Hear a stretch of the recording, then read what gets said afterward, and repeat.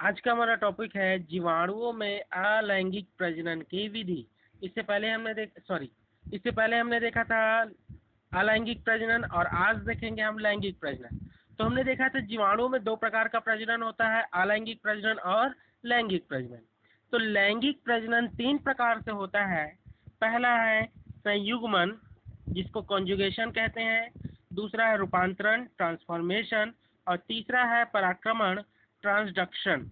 तो सबसे पहले देखते हैं संयुग्मन, कॉन्जुगेशन। संयुग्मन से स्पष्ट हो रहा है कि जुड़ना।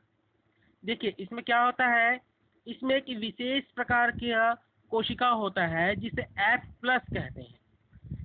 इसमें प्लाज्मिड पाया जाता है जो उसका डीएनए होता है, और इसे ऐसे कोशिका जिसमें प्लाज्मिड पाया जाता है उसे F प्लस कोशिका या डोनर कोशिका कहते हैं। और एक दूसरे प्रकार की कोशिका होती है जिसमें प्लाज्मिड नहीं पाया जाता है, जिसे F माइनस या एक्सेप्टर कोशिका कहते हैं। तो जब संयुग्मन होता है तो दोनों कोशिका आपस में पास आते हैं, और पास होने के पश्चात एक कॉन्जुगेशन ट्यूब अर्थात संयुग्मन नलिका का निर्माण होता है। तो इस संयुग्मन नलिका के निर्माण के पश्चात जो F प्लस सेल होता है, डोनर सेल, उसका जो प्लाज्मिड होता है या डीएनए होता है उसमें रिप्लिकेशन होता है, अर्थात वो टूट जाता है दो भागों में। उसके पश्चात टूटने के पश्चात इसी में से एक जो प्लाज्मिड होता है वो कॉन्जुगेशन ट्यूब के माध्यम से F माइनस सेल में चले जाता है, और इस प्रकार दोनों में अलग अलग प्लाज्मिड उपस्थित हो जाते हैं। फिर ये जो F माइनस सेल में और F प्लस सेल में जो डीएनए का रिप्लिकेशन हुआ तो उसमें डुप्लीकेशन होगा अर्थात वो पूरी तरह से एक नए डीएनए का निर्माण करेगा, और जो F माइनस सेल था, कोशिका था, ग्राही सेल, वो भी F प्लस कोशिका में बदल जाता है, और इस तरह से दो नए F प्लस कोशिका का निर्माण होता है। दूसरा इसका प्रकार है ट्रांसफॉर्मेशन। इस रूपांतरण का अध्ययन ग्रिफिथ नामक वैज्ञानिक ने प्रयोग के दौरान इसका अध्ययन किया या निरीक्षण किया। ठीक है, तो उन्होंने क्या किया, चूहे में एक प्रयोग कर रहा था निमोनिया बीमारी का। तो उन्होंने डिप्लोकोकस न्यूमोनी का S3 प्रभेद जो संक्रामक होता है वो 60 डिग्री सेल्सियस ताप पर उपचारित किया, अर्थात उसको मार दिया, और मारने के पश्चात चूहे में इंजेक्ट किया। तो चूहे में न्यूमोनिया की बीमारी नहीं हुई।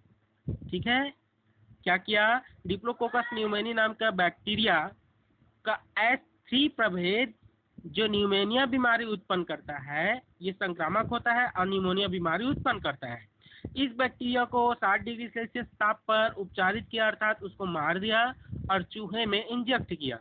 तो चूहे में ये बीमारी नहीं हुआ, परंतु उन्होंने देखा कि इस डिप्लोकोकस न्यूमोनी S3 प्रभेद जो संक्रामक होता है और बीमारी उत्पन्न होता है को 60 डिग्री सेल्सियस में उपचारित करके इसके साथ में इसी का एक दूसरा प्रभेद होता है S2 प्रभेद जो बीमारी उत्पन्न नहीं करता है, को एक साथ, दोनों को एक साथ चूहे के शरीर में इंजेक्ट किया, तो चूहे में निमोनिया की बीमारी हुई और वो नष्ट हो गया।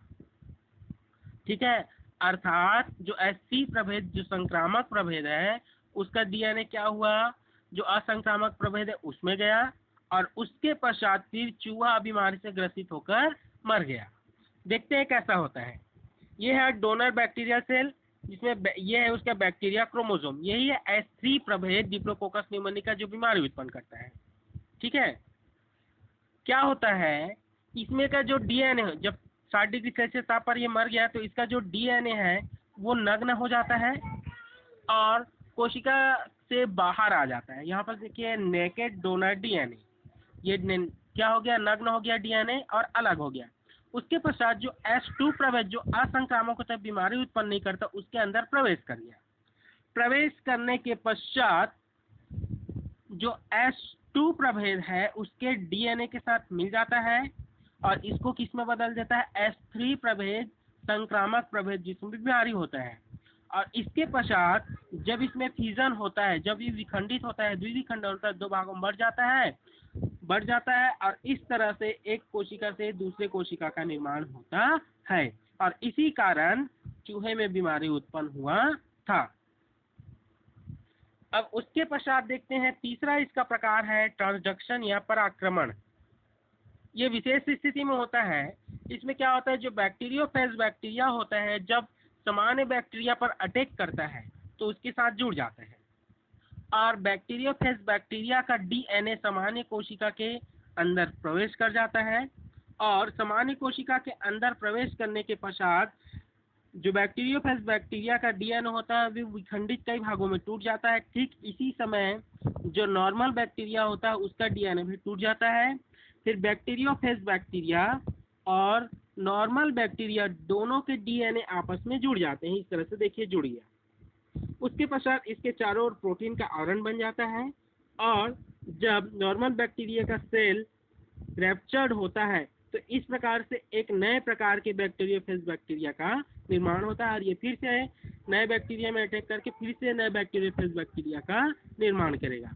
इस तरह से जीवाणुओं में लैंगिक प्रजनन की वृद्धि होती